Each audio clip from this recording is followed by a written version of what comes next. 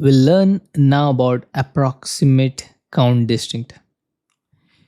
Imagine trying to estimate how many unique visitors entered a stadium without checking every ticket one by one, just like this.